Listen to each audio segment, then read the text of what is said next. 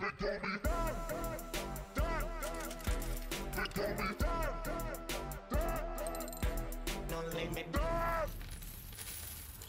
morning, good morning, good morning, good morning. Have to, and new intros coming in. The intros coming in, just having trouble. Don't really have time to go through the editor and all that. You know, I run my morning shows in one take. And anytime I got to edit, makes it like 2 hours to upload. So it's like, fuck that. Basically, today I have normally I just get up and freestyle my shows. But with this one, I kind of had something in mind I wanted to go over.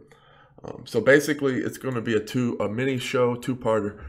I'm going to start with the beginning mindset when you wake up.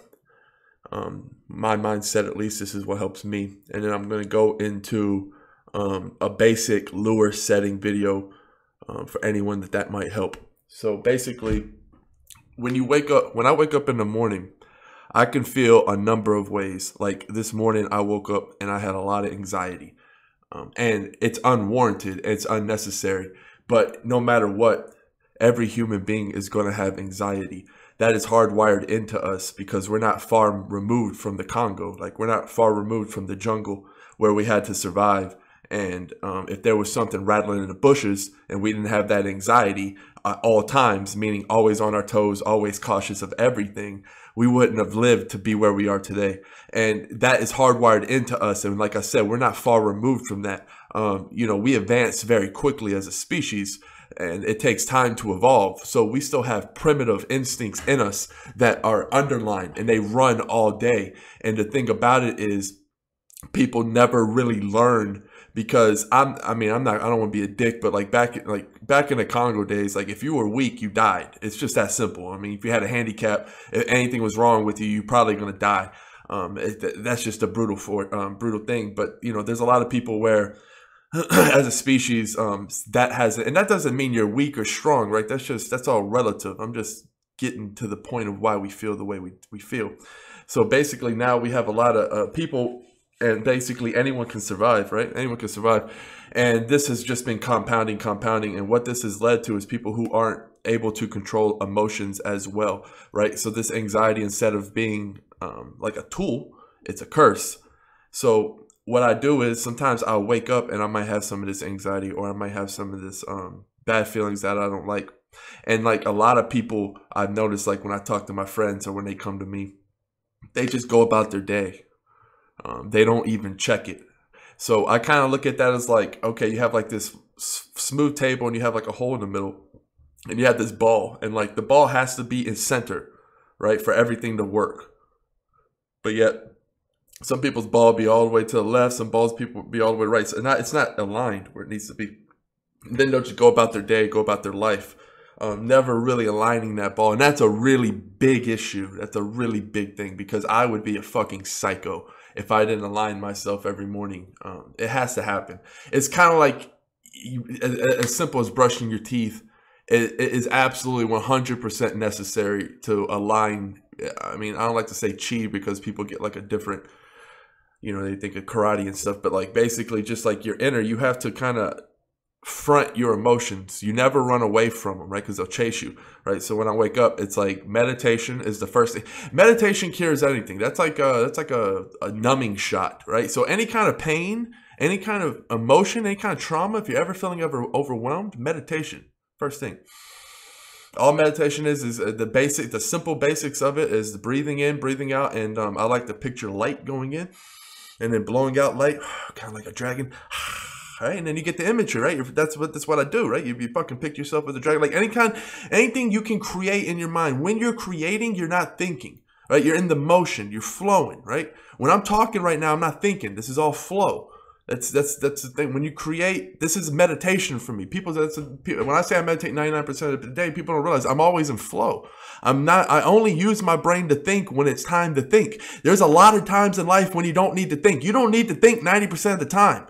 If you do a lot of thinking during that 10%, the rest is flow. You don't need to. You need to make a game plan. Some people are so busy game planning that they never get into the flow. That's why when you play football or any sport, when you're in the middle of it, right? Yeah, you can practice all the time. But when you're in the middle of it, you're not thinking. When you're going out for a pass as a wide receiver, you're not thinking of the route. It's innate. It's in you because you don't have time to think. You thinking separates you from the flow. Therefore, you're slower in real life. You have to learn it innately, make it a part of you, and oof. And that's what happens when you get your ball in alignment, so to speak. When you get when you align yourself in the morning, when you wake up, it becomes automatic. So when I wake up, I can feel my balls like, damn, man, it's all the way to the fucking left. What the hell? Or it's all the way to the fucking right. What the hell? Sometimes I wake up and it's smack dead in the middle where it needs to be, right? And it's natural for me. I get up and it's as natural as a yawn or a stretch to align that. And all it is, it starts with a meditation. Meditation is a numbing shot. It makes it so much easier when you wake up. Don't think. Fuck your thoughts. Breathe in, out, right? And then once I'm doing that, now I'm starting to semi-conscious in. That means I'm kind of stepping in with my thoughts, right? I'm letting them one in at a time, right? And I'm starting to, it's not this overwhelming thing. And then I start to realize, okay, then you start to be thankful, right? Yes, thankful this, thankful that. And then before you know it, it dissolves away because in being thankful, you pull the rug under that anxiety, so to speak, because that anxiety, you never really quite know what it is. It could be a combination of a bunch of things that are just kind of medium anxiety level things that just added up and over time wore you down because you weren't used to it. So it's and it's not bad. Like, dude, everyone has anxiety. It doesn't matter. Like, you can be the richest guy in the world, the poorest guy in the world, the happiest guy in the world, saddest guy in the world. You have to have anxiety. It's hardwired in. And I'll touch a bit on fear because fear is different from anxiety. Anxiety is a natural emotion. Fear is not a natural emotion because in order to have fear, you have to comprehend it, right? Anxiety is innate, right? And when the bush rattles, okay, the anxiety level peaks. Now, the fear comes in when you start to think, well, what if there's a monster in that bush or a big animal? That's when your thoughts come in. And that's where you can either check it, right? Because fear's going to come on too, right? Because the imagination, we're so hardwired nowadays, especially, I mean, it used to not be that way, believe it or not, doing your research. Ancient cavemen back in the day, they didn't really have the creativity in their minds as much as we did when it comes to, I mean, we're seeing 1 million images a day. Like, cavemen didn't have the ammo we have. They have, yeah, you have your imagination, but when you've seen 1 billion different things and CGI and 3D and all these crazy graphics, right? That gives your mind even more stuff to expand from, because once you've seen 1 million things, well, the creativity creates stuff you've never seen. So you have to go even further out there, if that makes sense. So we're really creative by nature just because we're forced upon us with all these images and all this crazy stuff. And yeah, just basically got to align the chi because, like, man, because I'm really good at it. I haven't really been waking up with anxiety or anything. And it's not, like I said, like it's natural. Anyone can have it.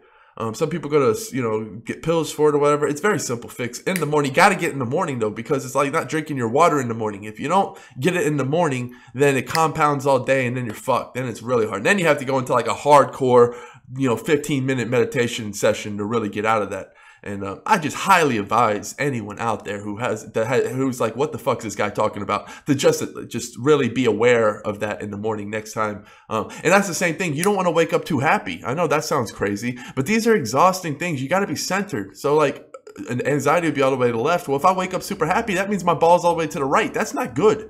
Right? Because that's exhausting. And it's kind of like being up 300%. You can only be up in crypto 300%, guys, and then for so long, and then people are gonna fucking dump, right? Like, that's what's gonna happen to your emotions. You can only be so high for so long before some fucking shitty emotion comes and dumps on you. And so you don't let them, right? You stay in the center. You have your lure set where you're good, right? You always have that constant lure set. And yeah, so take it both ways. You want to be centered. And talking about lures, almost showed something that I couldn't show because my background is something gangstar. Where is it? All right, here we go. Go here. All right. Well, yeah, we'll just do an example of no limit coin. My favorite coin, obviously. And why is it running slow? Okay. So basically, people want to know where to set lures, how to look at the market. Now, this is a very basic way. Kind of angry because I see the 24-hour low was 6903, right? And you know what I always say? What do I always say, guys? And I fucked myself. I don't know why. 6903, you always go a little bit above, a little bit of Satoshi above that next barrier, which would be at this point 680, right?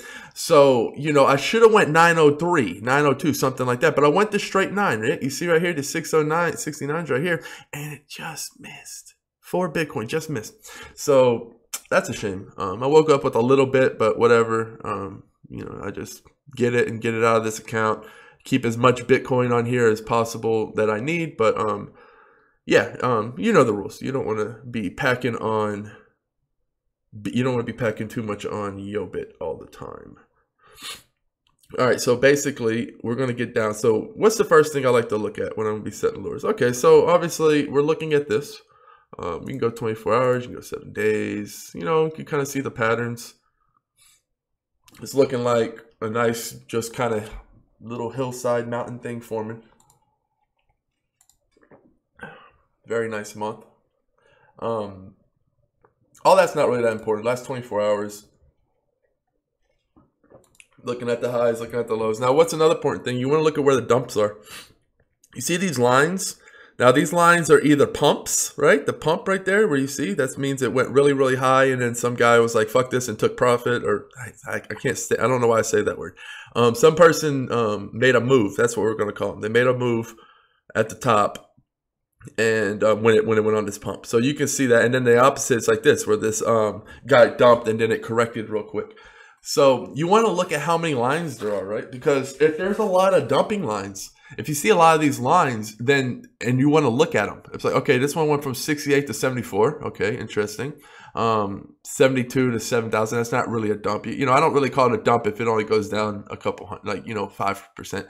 I call it a dump when a motherfucker like literally takes like 30 to 40%, like, and just gives it away from the current market price. So if the current market price is this, and then they dump the 40% below that, I consider that a dump. And I just don't quite understand the mentality. I will never understand that mentality, but I love money. So holler at Mayweather winning. I placed a lot of money to win a little bit of money, and it was fun. It was nice. Connor put up a good fight. Very good fight. Very impressive. And man, I thought it was an awesome fight. I really enjoyed it. And so getting back on thing, it doesn't look like there's too many dumps in this scenario, so I'm just going to play it live basically. Not too many dumps here, so we're good. I'm already lured up, as you can see, but if you wanted to, see, I keep them everywhere. I keep the lures everywhere. You never know. Let's say, now this is the next thing. So now you want to look at some of the top buy orders, right? Okay, so we got a nice little chunk here, around 72. Okay, so you can see there's a lot of resistance building right here for the buy. A lot of cement being laid. That's a foundation. So you're going to go lower, and then you're going to see, okay, 0.4. You got to keep in mind when you're setting a lure, you're competing against other humans, right? So these guys are like, well, I want no limit coin, and I want no limit coin. So you got to ask yourself, how much do they have? You know, that's 30,000 no limit coin. It was 2 Bitcoin to go through just to get down to 7,000. So when you're setting lures, you got to kind of keep that in mind. It's like, how much resistance am I going to go through? So what's an easy way? What's a fucking easy way, Dan? You're talking so goddamn much. Give us the goods. All right. An easy way, you want to go all the way to the motherfucking bottom. All the way to the motherfucking bottom. You're going to want to click at the bottom. What's going to happen? Boom. All right. We 131,000 to get to 50, 65. All right. That's cool. That's cool. We score all the way to the motherfucking bottom of the sell order. Boom. We got 33,000. Wow. That is nothing. Okay. So obviously, what does that mean? Why did I just do that? Anyone just reminisce. Why would I go all the way to the top of this and then scroll down, click 131,000 to get down roughly, you know, 10, 15%. To go up 10, 15% is only 33,000. So what does that mean? Okay. That means that it's more than 3 to 4 times more likely to increase in price than to decrease in price, because there's a way more buy orders than there are sell orders. And eventually these guys get impatient. You know, you're only going to set a lure for so long before you get impatient. And that's when they start buying up the ladder. So you can think of it as like a pressure cooker, right? This is the pressure, right? This is the pressure building up. And this is like the little lid. And if you see the lid's kind of getting light, like the pressure's building and there's not enough force keeping this lid down, aka like there's no one holding the lid down, like the lid, see, you can already see what I'm saying. It's starting to happen. Basically, if the lid's not tight enough or the lid's not secure enough, like I keep this as an analogy, I'm just pulling out of my ass right now, but basically, if you think of it as a pressure cooker and you have all this pressure building up and this lid's light and it's just kind of rocking, right? Rocking. There's not enough ammo here. If all of the guys for sale right now, all of them up to here dumped, they wouldn't get down to what? They would get down to here, basically. Let's see. Let's get it right on the dot. All right. They wouldn't even get, they'd barely touch in the 60s, and they wouldn't even get past the Great Wall of No Limit Coin. So basically, that's a good way. So if I'm trying to get No Limit Coin, because No Limit Coin is obviously a coin I want, not a coin I like. I like it. I love it. I want some more of it. I'm going to be setting high buy orders here, if not doing a little bit of spear fishing. All right, guys? It's just, I mean, obviously, I think I might just pick me up a little bit more because I'm kind of disappointed my lure didn't hit. And I don't see this price going down. Yeah, I'm probably going to set some high lures right here, but I really think that it's just got a much better chance to keep going up.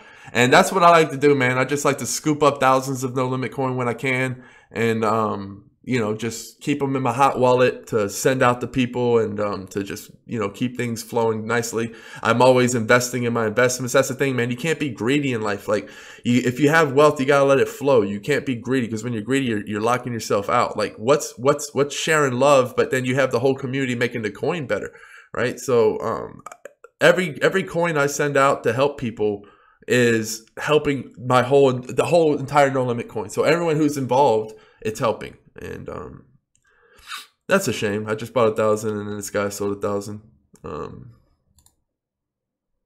But it's not like it wasn't. I mean, you know, that's another thing. Sometimes when these gaps are separated, that was an old Golos trick of mine. When these gaps were separated, you can actually have a buy order here and a sell order here, right? And play ping pong between the two. Yeah, I mean, honestly, it would be good to do with No Limit Coin. I don't do it with No Limit Coin.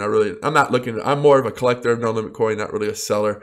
I put way too much work in to want to let go. Like, anytime I sell a coin, like, not sell a coin, but anytime I give a coin away, it hurts a little bit on the inside. But I know it helps in the long run, right, for No Limit Coin, and overall it's going to make my investment worth more, right? Because I'd rather have, you know, a lot of a quality coin than a shit ton of an okay coin, right? Because you don't need that many quality coins, but you can have all the shit coins in the world. So that's just the way it's done, right? You know, if you're always trying to keep the most for yourself, you know, just take off a modest chunk and let the rest cement your journey. Let the rest of it cement you down. So yeah, basically that was just a real simple way, right? You know, you just saw me do a little bit of spear fishing. As you can see, it's already starting to pick up. That's me just doing a little bit of spear fishing. That's the definition of it. I saw me a nice little fish. I was thinking that the price was about to go. Got him. And got my lures set, right? I don't really like telling people exactly where. Obviously you can see on the screen it says fucking ignoramus anyway, so it doesn't matter. But I don't like, so I mean, I'm not good, man. Why am I being stingy? I fucking have my lure set. I'll set them at 69. I'll set them at 58. You can see them right here. I'm not going to be stingy. The reasoning behind me wanting to be stingy, obviously, is because then people just fucking set their lures above mine when I go to sleep, and then I get fucked. But I'm not going to be a douche. So, to touch on what I was saying yesterday about Bitcoin Cash, and you saw like some of the comments, some of the people came out left nowhere and they were just absolutely bashing Bitcoin. And that's what happens. Like, dude, like if you, any kind of presidential debate, man, like of course this one's different, the one we just had, because this was like ridiculous. But I'm just saying, like any debate, any kind of presidential history, like, dude, you always had people that absolutely hated the president, and you had some people who absolutely loved the president. And that's because of the marketing, like the television they would see. Because if all you see is bad shit over and over and over again, and there's a lot more shit talk about Bitcoin Core right now, there really is, because the squeaky wheels get the thing. But dude, I've done a lot of research. I'm not saying I'm goddamn right. I could be fucking wrong. I've done a lot of goddamn research though. Like, I've watched every interview. I've watched as much of the core members talk as possible. I've watched like 2-3 hour talks, man, interviews. God damn, I watched so much fucking interviews. Ridiculous. So the last one was an hour and a half. There's another hour one. There's an old school 2-hour one from like earlier this year. I've been watching all of them, and I've listened to the body language, and I see the motives, and I look at it behind the scenes, and it's like, people are like, oh, well, I mean, dude, the fucking truth is, we're not doing so goddamn bad. Yeah, the blocks are getting full and shit's happening, competition's arising, but we're not doing that goddamn bad, guys. 72 billion, holler at Bitcoin. We're not doing too bad. And people were saying, well, just keeping Christ in the block size. Well, dude, this is the gun point. We can't. Like, that's the thing. Like, if you keep increasing the block size, it's going to make Bitcoin centralized because the miners in China are going to own it. And you can keep being brainwashed and keep saying, oh, well, other poolers can join. But what, dude, they're not. They're going to get priced out. Do the research. The bigger the block, the more centralized the mining becomes. And China wants the bigger blocks. Why do you think Bitcoin, who do you think's pumping Bitcoin Cash? The fucking miners, man. And that's the thing, like, with what Bitcoin's trying to do, they're trying to stop that.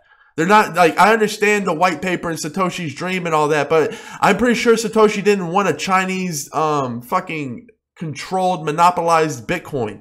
All by the miners, so the miners can do whatever they want. Because when it's in their hands, the Chinese are ruthless, man. And they'll own the world's wealth, basically, and be able to control it. That's serious, man. Like, yeah, you're talking about some censorship, man. That's cute. You can fucking beat censorship. You really can. Censorship never stands. They're not communists. They don't own, they're not the government. They're Bitcoin core team. You can know who they are. They're open to debate. They're open to get on talk. And the censorship's being blown out of control anyway. They don't allow altcoin talk on the certain Bitcoin Reddit, but yet they have other things where you can talk all you want, including Bitcoin Cash. But whatever, man. I never cry censorship. Whatever. That's not a big issue. Like, that's not a big issue when you're talking about centralization. Like, dude, if the miners get control of Bitcoin Cash and Bitcoin Cash becomes #1, that's a way bigger problem than some kind of core team deleting posts on a fucking Reddit channel. I don't care what you say. They're both shitty, but which one's shittier? Which one can't we recover from? Which one's unrecoverable? I mean, dude, like, I'm not getting paid by Bitcoin Core. I'm not, like, dude, I'm not trying to hate. Dude, I want to love all crypto. I do. I'm just saying, like, big blocks are not the way to go. And everyone knows that some kind of solution had to be played. Like, we're not going to reach 30,000 transactions a second with big blocks. They become so big that it would be just so centralized and so ridiculous that it wouldn't be worth it. And we're moving at a rapid pace. Bitcoin Cash right now was a Band-Aid. And Band-Aids always feel good when there's a wound, right? But it doesn't fix the fucking wound. What fixes the wound is the ointments, the antibiotics. And that's what we're trying to do with SegWit and all this. Like, that's what Bitcoin's trying to do. They're trying to, dude, why would Bitcoin, like, it's so funny, man. You can know a smear campaign from a mile away because they paint the other people to be these evil, like, they're so evil. The Bitcoin core want Bitcoin to go down and never want, like, why would they, what's the motive? I don't understand. It doesn't make sense. That's just, that's pure smear campaign, right? It's pretty obvious to understand when one side's basically demonizing the other and the other side's like, look, dude, we just don't want big blocks because we don't want China to control it. That's what all of them say, man. That's the rational argument. And the other argument against that is basically saying, well, pools is more decentralized than ever. But that doesn't, that's like saying, well, that's like communism is it's not as nice as ever. You know, it's not as bad as it used to be. It's still fucking communism though. Like, if it was 100% bad and then it went from 100% bad to 90% bad, so we can say, oh, we're more decentralized than ever. We moved 10%, right? That's fucking bullshit. That's politics. That's politics because you're still centralized. You know, you just threw a rock at a freight train. It's nothing. You did nothing. We're not centralized. No, we're not. If the blocks keep getting bigger for Bitcoin Cash, China will swoop in and then there's no more. They're going to control it. That's for my research. Call me an idiot and post in the comments and tell me I'm fucking wrong. But tell me with some fucking goddamn proof and a link and let me learn. Because a lot of these motherfuckers just come on here and they just spit some bullshit. They don't even, I hate the Bitcoin core team. They're censorship, blah, blah, blah, and they're pirates. It's like, dude, name a dude on the Bitcoin core team. Link something that you don't like, you know, show a screenshot of censorship. Do something, right? Don't just come in here with your brainwashed bullshit because you just watched one YouTube video for 10 minutes that riled your passion up and made the Bitcoin core team look like demons. And then you just come and lash out at people because, dude, you don't see me lashing out at nobody. I'm not going to Bitcoin Cash videos and lashing out and shit. Like, I'm not ignorant. I'm on my own shit, just saying it how I see it. I don't give a fuck. I'm not going to do what people, because other, you know, some of the popular YouTubers are with Bitcoin Cash. Like, I mean, I'm just calling it how I see it. Like, bigger blocks equals more centralized Bitcoin. That's why we need an off-scale solution where we don't have to rely so much on the miners. And we want to keep the blocks as small as possible, yet get as much transactions as possible. So we want them to be as big as they need to be, right? But then we want to bring in a solution where we can fit a cajillion more transactions within, right? Like off-scale solution, something, right? That's what has to happen, because it's a shitty situation, but Bitcoin is where it is. It's becoming a world power, and now it has to grow up. It has to evolve. It has to do something. It has to become Megatron. There has to be some kind of solution. Making the blocks infinitely bigger is just not the end goal solution. It's a band-aid for right now. But at the end of the day, or year, 20 years from now or something, they're going to need to do something as well. And people are talking about patents and all that. Dude, that's, from what I've read and what I understand, that's like a lot of FUD going around. Like, basically, what's being implemented by the core team is not, they're not patenting it because it's open source. And, of course, a lot of FUD's going around by, like, Blockstream coming in to patent a bunch of shit and own Bitcoin. They're going to take over Bitcoin. Right, like, I'm not going to be ignorant and speak a bunch on that because I still have a lot more research. I watched the McGregor fight last night. Amazing. The Mayweather fight, and, you know, had me some beers. But, you know, I drink maybe once or twice a year for what it's worth. So I'm going to basically, I got a lot more research to do on that department. I love researching Bitcoin anyway. Lisk is just not slowing down. Which is, I mean, it's so obvious. Like, all right, this is a beautiful thing, man. This is what people don't, not fucking listening to me. What do I preach about time? What do I preach about time? When people think that something's not doing anything, when people see something's not doing anything, but what's the most important, money or time? Any wealthy person will tell you time. 10 out of 10 will tell you time, right? Because one can make the other, and the other was asked backwards. So with all this time, was development, because Lisk isn't on nobody else's time. They're on their time. They're doing shit regardless of the price. That's what baller coins do. They do stuff, but they're not worried about the price. They're still developing. They're still developing. They're still making connections. They're really working. They're really working, right? And then what happens when preparation meets opportunity? That's all the preparation, this time, this stuff that CoinMarketCap doesn't show, the behind the scenes, the stuff that GitHub doesn't even show. A lot of stuff, all the connections being, you know, the hands being shook behind the scenes, the ideas being made behind the scenes, the future things being implemented. A lot of new stuff goes in with this time, and then out of nowhere, boom, because the time met up with the opportunity, and the building behind the scenes showed its face, and that's what you get. So these are just an illusion, because out of nowhere you get the fucking boners to the sky because it's deserved. You're going to see a lot of horny coins, because look at your favorite coins and see what they've been doing. And see what they've been doing. And if they've been doing a lot of this, and you know that the coin has been doing a lot behind the scenes, you know it doesn't take a fucking genius to guess what's going to happen. I've been fucking telling you that time is more important. Time is more important, and that's what you get with time. Oof. And that's why it shows you that time's not important, because guess what? You have all of this, but guess what? In the blink of an eye, you go to the sky, because it's the preparation that creates the opportunity.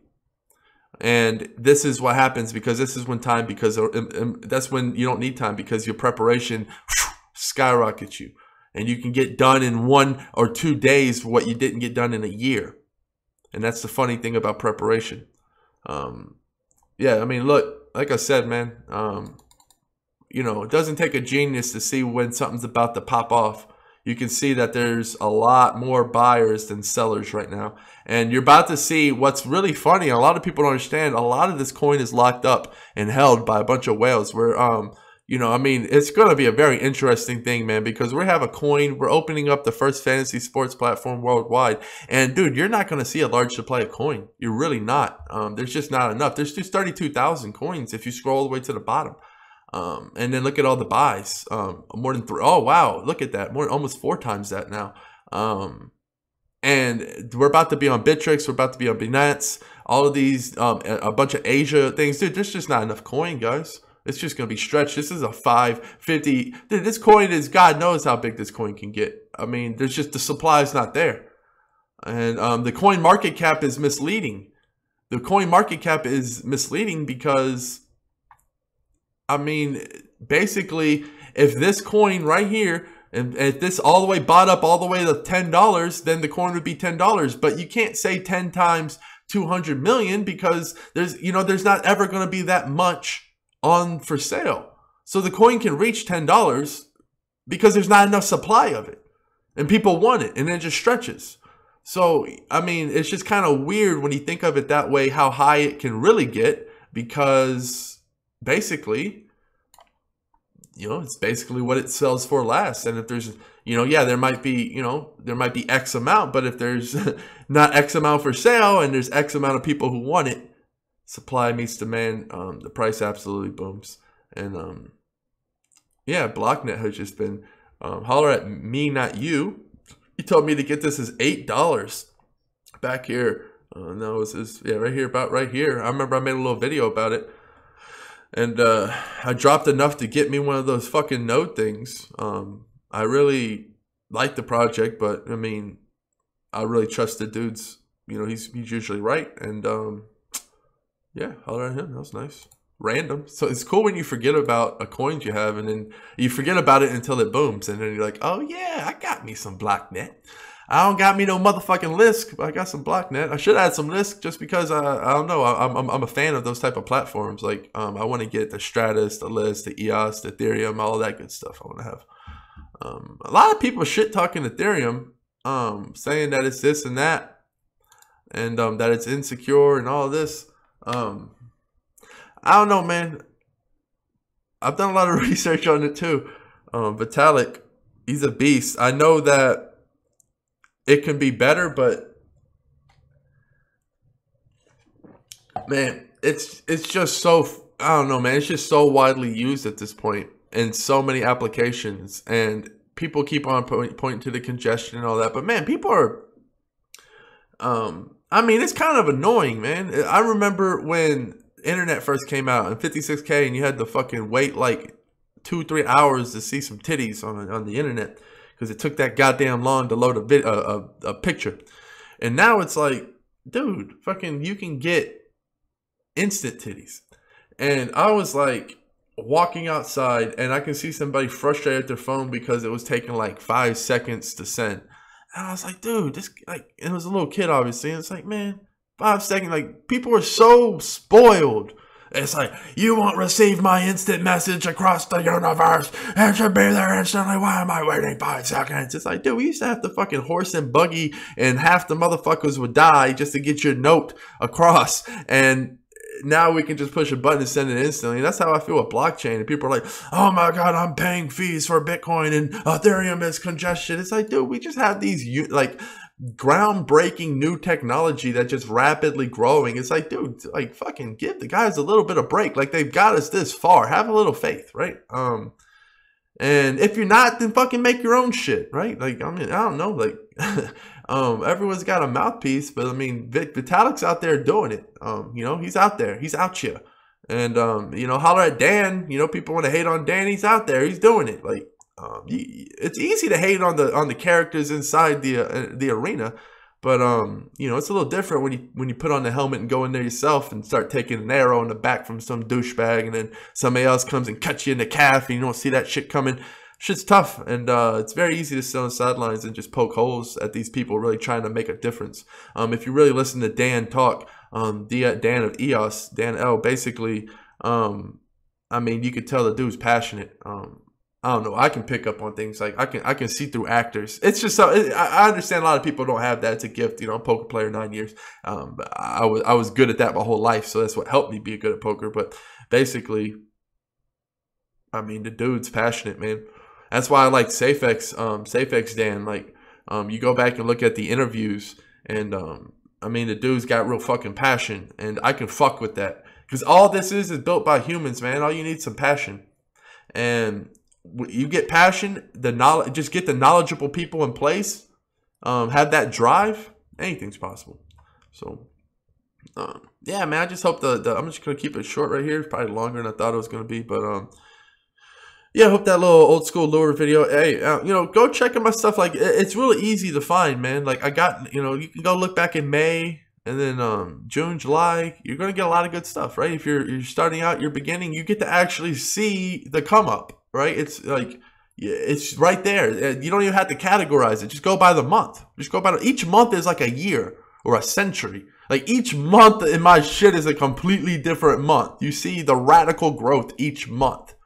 And it's amazing to see, and that's why I'm documenting my journey, because 10 years from now, being able to come back and look at these videos, dude, it's just gonna be amazing. And yeah, man, that's basically it. About to play some poker. Those who watched this long want to wish me some good luck. Much appreciated. Cheers. Peace.